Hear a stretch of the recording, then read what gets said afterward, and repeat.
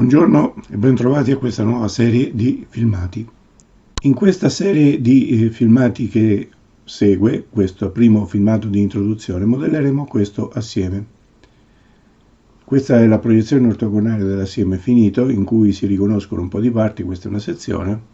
Diciamo che questo disegno è sicuramente più chiaro, tutte le parti da modellare sono quelle visibili e sono, come vedete, 16 parti. Poi alcuni di questi oggetti, per esempio questo bullone, questa vite, hanno una molteplicità maggiore di 1, cioè sono presenti nell'assieme in quantità superiore all'unità. Questo esploso sarà anche uno dei risultati del nostro lavoro di modellazione, come anche la par list sarà uno dei risultati, come anche questa animazione sarà costruita durante questa serie di filmati. Questa è una animazione in cui le parti si separano fra di loro, quindi è la creazione dell'esploso.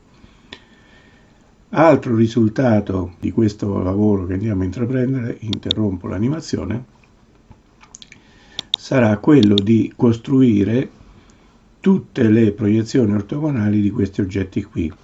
Le quali proiezioni ortogonali sono contenute in questo file Airmotor 00 YAM DVG e sono i disegni costruttivi parte per parte di quello che andremo a realizzare. Quindi utilizzeremo questi disegni costruttivi per fare le nostre 16 parti e contemporaneamente andremo a costruire l'assieme dotato, ultima cosa che volevo far notare, per cui devo aprire un altro file, il file dell'assieme, vediamo se lo trovo velocemente, eccolo qua, assieme che è dotato di un movimento. Anche questo movimento sarà costruito durante questa esercitazione, eccolo qui. Quindi il cilindro si muove portandosi con sé la biella fino alla ruota mossa.